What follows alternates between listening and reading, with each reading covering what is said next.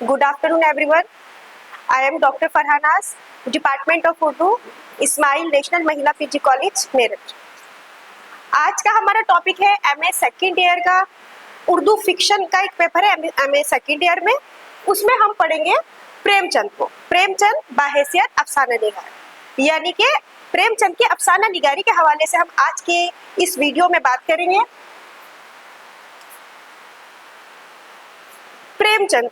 प्रेमचंद कौन थे? प्रेमचंद का शुमार उर्दू के मारूफ अफसाना निगारों में होता है। प्रेमचंद 31 जुलाई 1880 में पैदा हुए और उनकी वफात 8 अक्टूबर 1936 में। वो न सिर्फ उर्दू के बल्कि हिंदी के भी एक बड़े राइटर है, बड़े अदीब हैं। प्रेमचंद एक ऐसी शख्सियत है जिसे उर्दू और हिंदी दोनों ही अदब वाले अपना मानते हैं।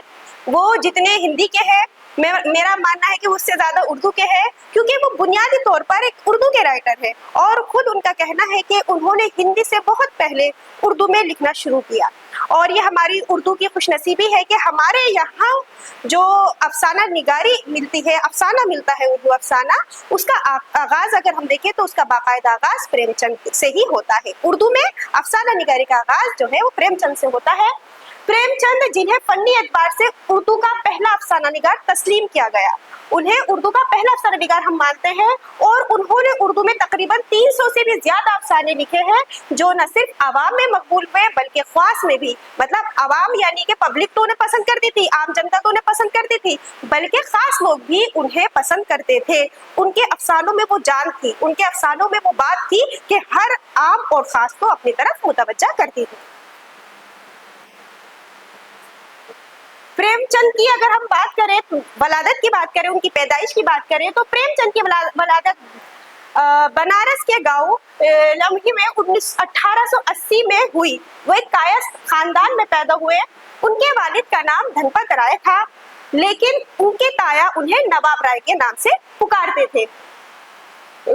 उनके वालिद मुंशी अजाइब लाल एक सरकारी मुलाजिम थे। उनकी माँ आनंदी देवी एक सुघड़ और नेक खातून थी।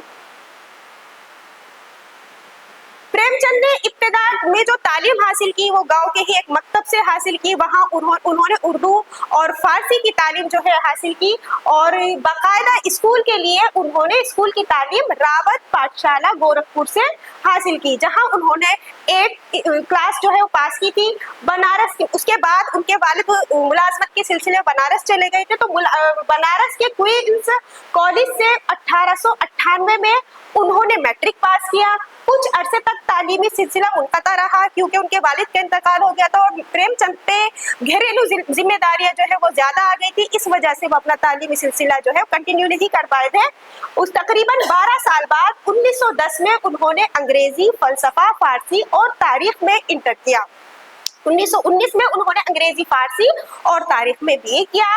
सन 1900 में उन्होंने सरकारी मुलाजमत हासिल की और 8 फरवरी 1921 में गांधी जी की तहरीक अदम ताउन, जो गांधी जी की एक तहरीक थी जो तहरीक आज़ादी से वाबस्ता थी, जुड़ी हुई थी, उस तहरीक में जो है वो शामिल हुए थे, जिसकी वजह से उन्हें अपनी सरकारी नौकरी से हाथ धोना पड़ा। तो ये मुलाजमत उन्होंने 1921 में छोड़ दी थी।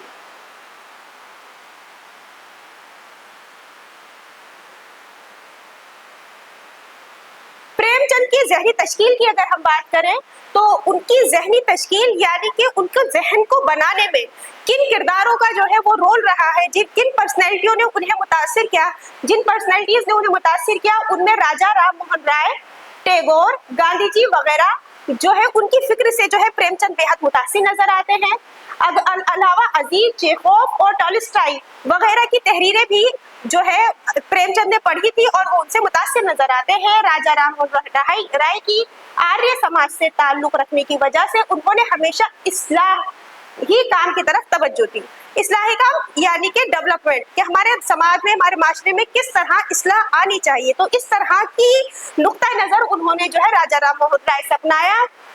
और गांधी जी से उन्होंने अहिंसा, सत्याग्रह और अदम ताउन से मुतासिर होकर सियासत से पुर अफसाने और नोवेल लिखे। 1929 में उन्होंने हुकूमत की तरफ से जो है राय का खिताब जो है दिया जा रहा था, लेकिन क्योंकि वो अंग्रेजी हुकूमत के खिलाफ थे। असल में प्रेमचंद का दौर वो दौर था, आजादी से पहले का दौर था, और आजादी से पहले के जितने भी राइटर हम देखते हैं वो कैसे मिलते हैं, जिन्होंने किसी ना किसी तरीके से तहरीक आजादी में हिस्सा लिया, अपने मुल्क को आजाद कराने के लिए वो जद्दोजहद कर रहे थे। जो शायर थे वो अपनी शायरी के जरिए, जो नॉवल निगार थे वो अपने नॉवलों के जरिए, और जो अफसाना निगार थे वो अफसानों के जरिए जो है अपने मुल्क की आजादी की बात कर रहे थे। तो प्रेमचंद भी किसके खिलाफ थे? अंग्रेजी हुकूमत के खिलाफ थे, इसलिए वो उनका दिया हुआ मान सम्मान भी क्या कर देते हैं, ठुकरा देते हैं, उस खिताब को वो कबूल नहीं करते। ठीक है, उसके बाद हम 1936 में देखते हैं, जब तरक्की पसंद मुसन्निफीन की पहली कॉन्फ्रेंस हुई तो आपको हैसियत सदर मदऊ किया गया। वहां आपने वो मशहूर मारूफ खुतबा दिया जो तरक्की पसंद अदब के लिए मशअले राह साबित हुआ। तरक्की पसंद तहरीक पे हमने इससे एक पहले वीडियो बनाई थी और उसमें मैंने आपको बताया था कि तरक्की पसंद तहरीक क्या थी, उसका मकसद क्या था।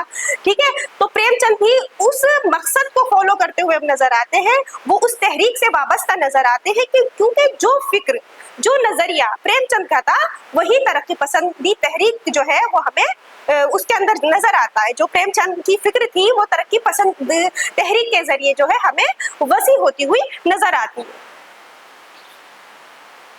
प्रेमचंद की अफसाना निगारी, अगर हम प्रेमचंद की अफसाना निगारी की बात करें तो प्रेमचंद की अफसाना निगारी के दौर, यानी कि उनका जो टाइम पीरियड है अफसाना निगारी लिखने का, उसे हम 3 अदवार में है ना, 3 दौर में जो है तकसीम करते हैं। पहला इब्तदाई दौर जो है उनका वो 1908 से 1917 तक है। ठीक, तो 20वीं सदी की शुरुआत में ही उन्होंने अपनी अदबी खिदमत जो है वो शुरू कर दी थी, उन्होंने लिखना शुरू कर दिया था।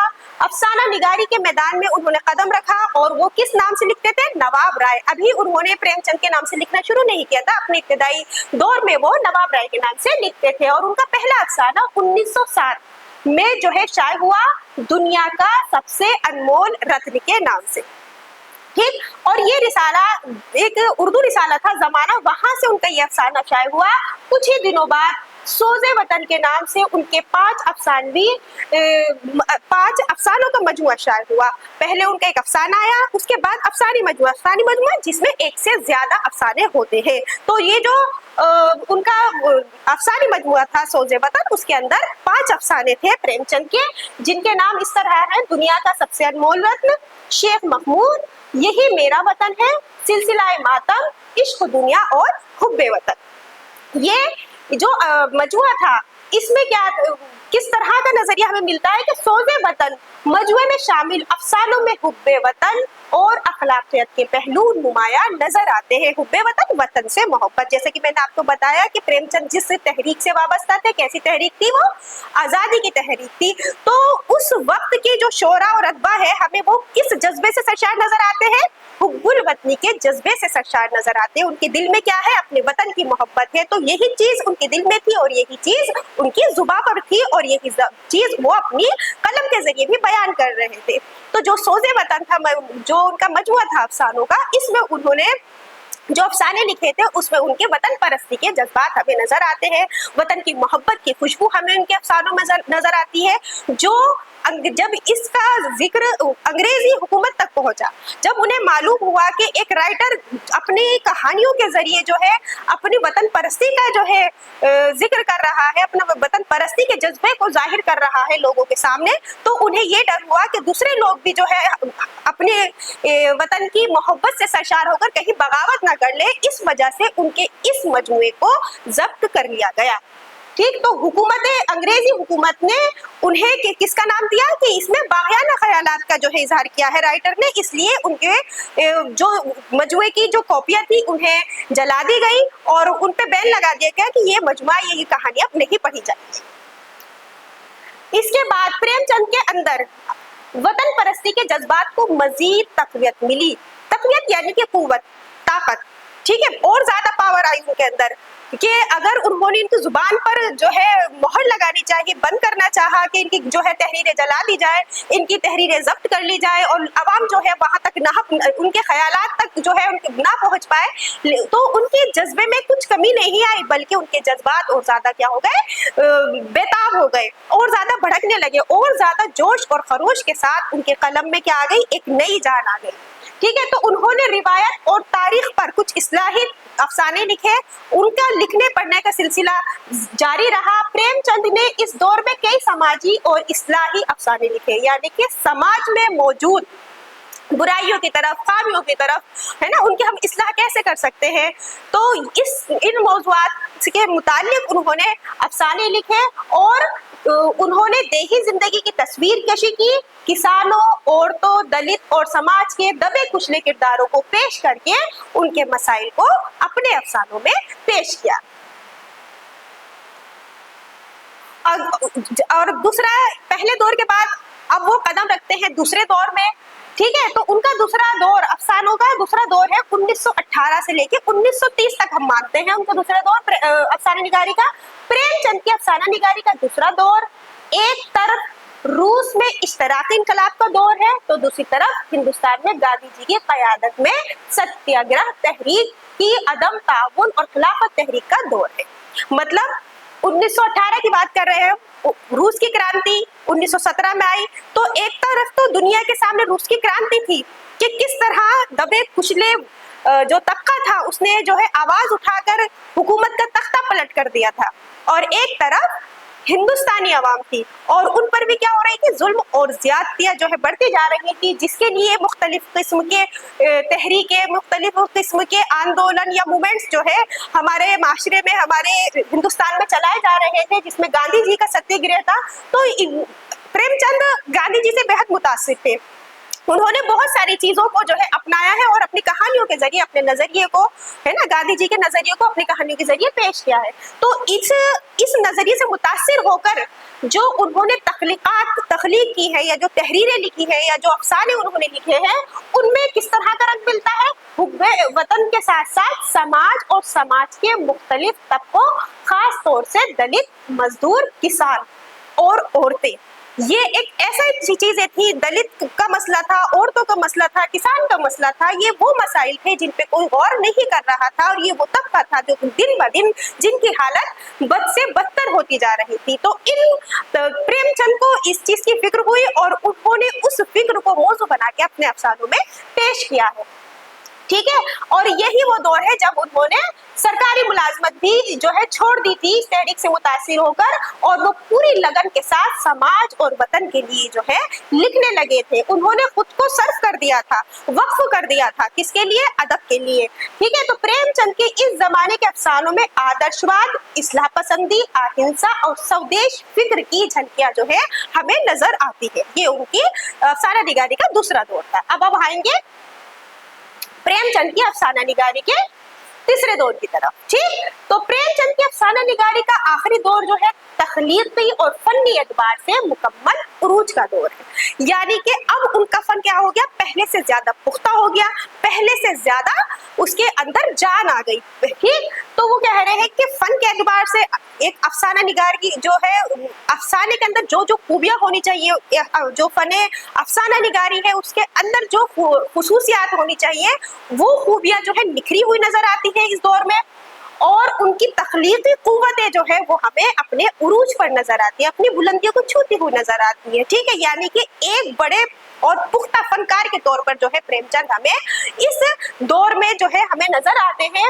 इस वक्त प्रेमचंद को ये यकीन हो गया था कि अहिंसा, इस्लाह पसंदी और आदर्शवादी का चोला उतार कर फेंक देना चाहिए, क्योंकि वो मुतासिर थे अहिंसावाद से प्रेमचंद गांधी जी के। तो उन्होंने इस तरह के जो है जज्बात का इजहार किया कि खामोशी से जो है उसके खिलाफ वो जद्दोजहद करते रहे, जुल्म के खिलाफ। लेकिन बाद में ये वो दौर है जब तरक्की पसंद तहरीक जो है वो जोरों पर थी, तो वो तरक्की पसंद तहरीक से मुतासिर हुए। अब उन्होंने उसका चोला उतार दिया कि अहिंसावादी से जो है काम नहीं चलेगा, बल्कि हमें तरक्की पसंदी से काम लेना चाहिए। तरक्की पसंदी की खूबियां मैंने आपको बताई थी कि तरक्की पसंद जो राइटर है उसकी एक खूबी या क्वालिटी ये भी है कि वो सिर्फ तहरीरी तौर पर जो है उसमें हिस्सा नहीं लेगा अदब के अंदर, बल्कि वो अमली तौर पे भी हिस्सा लेगा। जो आंदोलन जो तहरीकें चलाई जा रही है प्रैक्टिकली भी वो उनमें शामिल होगा। और फिर हमने बात की है कि उसमें कि वो कैसे बात करेगा, एक खास तबके की साइड लेगा, ठीक है। यानी कि वो एक खास तबके का साथ देते हुए आला तबका, या आला तबका तो नहीं कहेंगे, जालिम तबका, क्योंकि उस वक्त अंग्रेजी हुकूमत थी तो जालिम तबके की तरफ उन्होंने क्या की थी, आवाज बुलंद की थी, एहतजाज किया था उनके खिलाफ। तो अब वो ये बात जो थी उन्हें बिल्कुल क्लियर हो गई थी कि अब हमें जो है पूरे तौर पर मैदान में आना चाहिए और हमें हिमायत करनी चाहिए खुले तौर पर किसकी, गरीब इंसान की, मजदूर इंसान की, दबे कुचले इंसानों की जो है हिमायत हमें करनी चाहिए। ठीक है, तो ये खूबियां उनकी आखिरी दौर की जो है तख्लीकात में हमें अपने उरूज पर नजर आती है। वो कहते हैं कि हकीकत निगारी की तरफ आना और समाज को इस हकीकत से रूबरू कराना ही असल अफसाना निगारी है। यह किसी तख्लीककार का काम है, वो अपने अफसानों में हकीकत निगारी के साथ साथ समाज के मुख्तलिफ किरदारों के नफ्सियाती तज़्किये भी पेश करने लगे। इस दौर में ही उनका सबसे अहम और मुकम्मल अफसाना कफन जो है वो शाये हुआ, और कफन जो है वो उनका एक शाहकार अफसाना है मतलब, और वो जो है अफसाना निगारी में आज भी जो है उनका अफसाना कफन एक संगे मील की हैसियत रखता है। कफन का अलावा निजात, दूध की कीमत, मालकिन इस दौर के नुमाइंदा अफसाने हैं जो उनके हकीकत निगारी के जो नजरिया है, हकीकत पसंदी का जो नजरिया है उन्हें उजागर करते हुए नजर आते। तो ये थे उनके अफसानों के अदवार कि हम उनकी अफसाना निगारी को 3 हिस्सों में या 3 अदवार में हम तकसीम कर सकते हैं। ठीक है, अब हम बात करेंगे प्रेमचंद की अफसाना निगारी की खुसूसियात, ठीक है, कैरेक्टरिस्टिक्स की, कि उनके अफसाना निगारी में क्या क्या ऐसी खूबियां थी जो उन्हें दूसरे अफसाना निगारों से अलग बनाती थी, मुनफरिद बनाती थी, है ना, जुदा बनाती थी। तो जब हम इनकी बात करते हैं तो उनकी अफसाना निगारी की सबसे बड़ी खूबी है देहाती जिंदगी की अक्कासी, देहाती यानी गांव की। ठीक, क्योंकि अभी मैंने आपको बताया तरक्की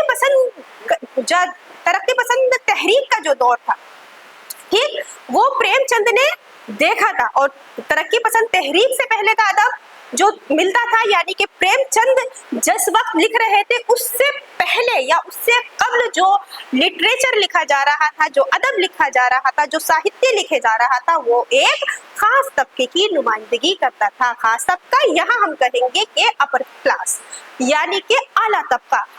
आला तबके के लोग जो थे वो हीरो थे, वही उन्हीं तबके से ताल्लुक रखने वाली हीरोइन हुआ करती थी।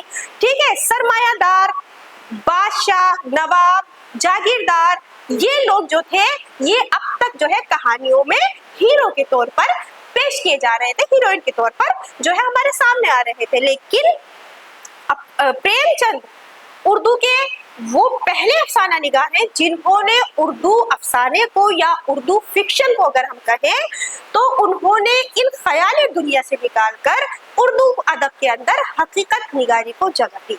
हकीकत निगारी के अंदर देहात, क्योंकि असल हिंदुस्तान जो था वो महलों में, कोठियों में नहीं था, बल्कि कहाँ था, गांव में, देहात में बसता था। तो उन्होंने उन गांव और देहात के मजदूर और किसान तबकों को हीरो बनाकर, हीरोइन बनाकर अपनी कहानियों में पेश किया है। तो देहाती जिंदगी की अक्कासी उनके यहाँ जो है उनके अफसानों में हमें नजर आती है।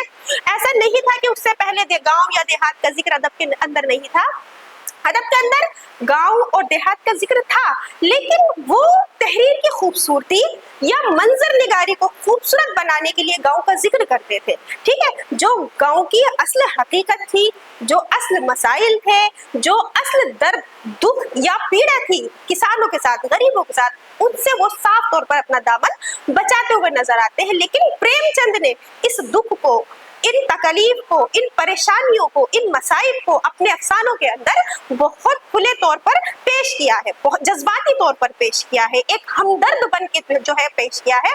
तो प्रेमचंद के अफसानों में देहाती जिंदगी की अक्कासी हमें नजर आती है, भले अब वो उनका राह निजात और अफसाना हो, कफन अफसाना हो, इसमें उन्होंने दलित तबके की, मजदूर तबके की, किसान तबके की जिंदगी के मुख्तलिफ पहलुओं को उजागर करने की कोशिश की है। मुख्तलिफ मसाइल को जो है उन्होंने अवाम के सामने पेश करने की कोशिश की है कि एक गरीब तबका या एक गरीब इंसान, एक किसान इंसान किस तरह गुर्बत भरी जिंदगी गुजारता है। ठीक है, कि किसान जो दिन रात मेहनत करता है उसके पास खाने के लिए पेट भर खाने के लिए अनाज भी जो है उसे मयसर नहीं है ना। तो इस तरह का दुख और दर्द जो है उनके यहाँ अफसानों में नजर आता है, और देहाती जिंदगी की बेहतरीन अक्कासी जो है उनके अफसानों में हमें नजर आती है, जिस पर उन्होंने बहुत खुलकर बात की है और बेहतरीन अफसाने जो है उन पर लिखे हैं।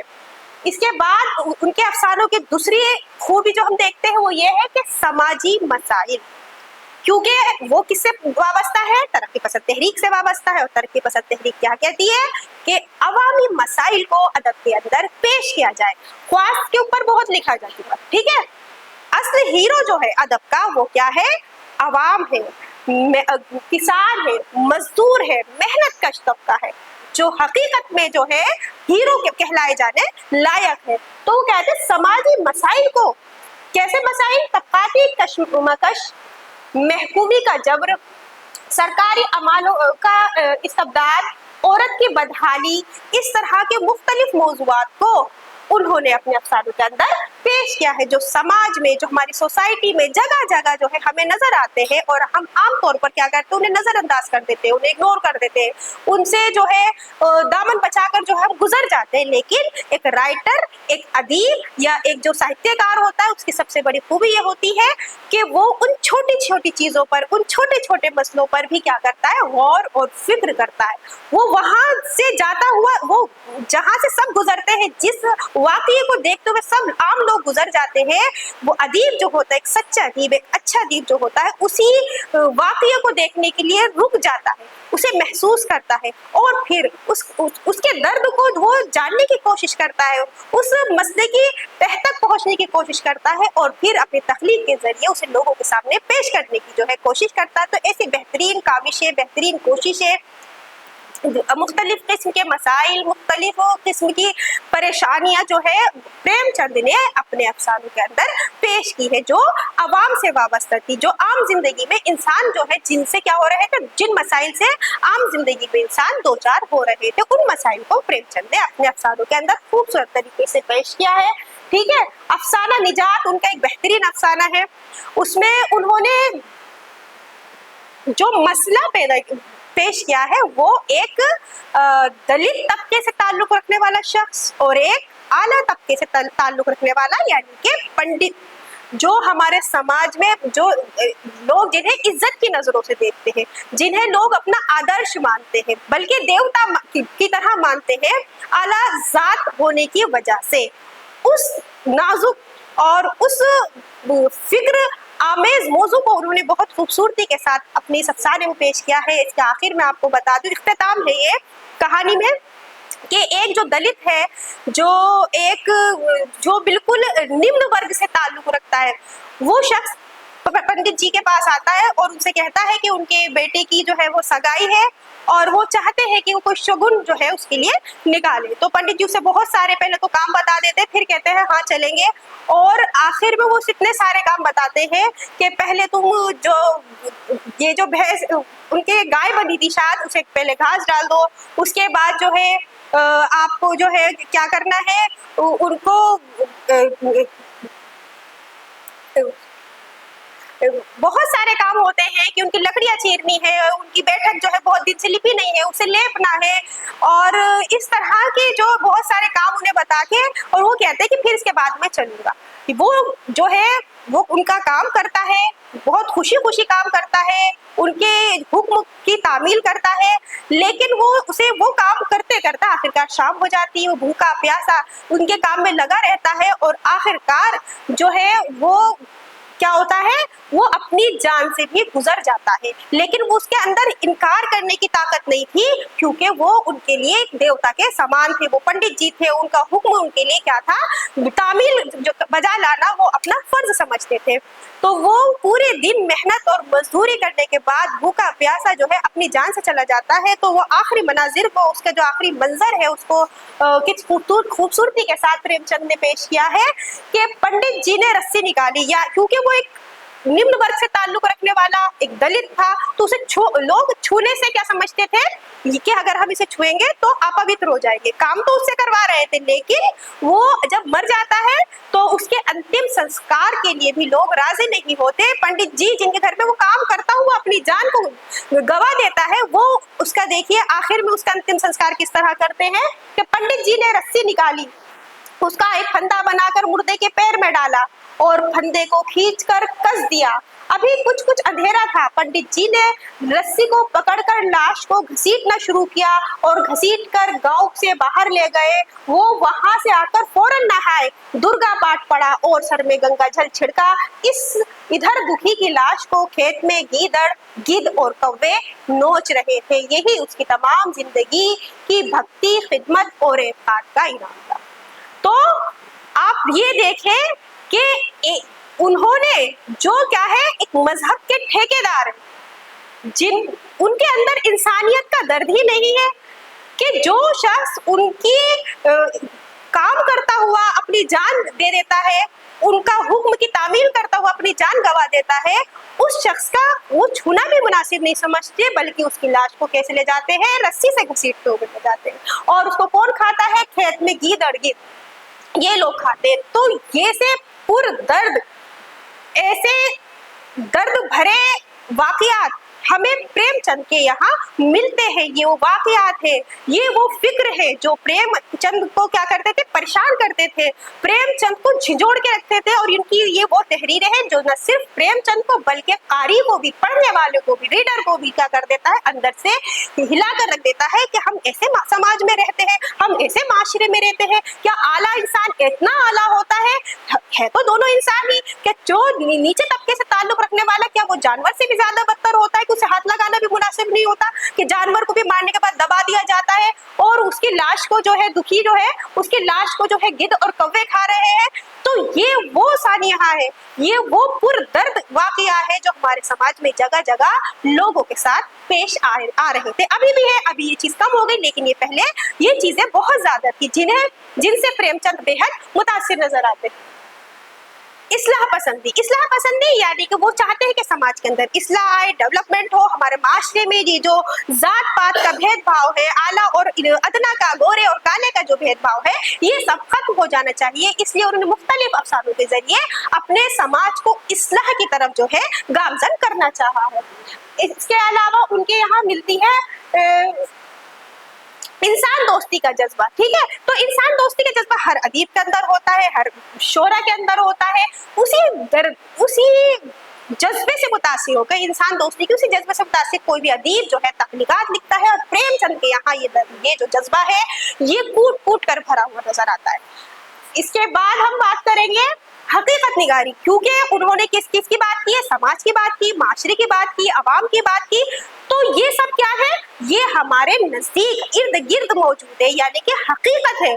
ये मौजूआत जो उन्होंने अपनी अफसानों के अंदर पेश किए हैं, कफन है, ठाकुर का कुआं है, या अभी मैंने आपकी बात की थी, जिस अफसाने की बात की, निजात की बात की थी, तो ये सब आसमानी मौजूआत नहीं है, बल्कि हमारे इर्द गिर्द बिखरे हुए हकीकी मौजूआत है। ठीक है, जिससे अवाम जो है क्या होती है, दो चार होती है।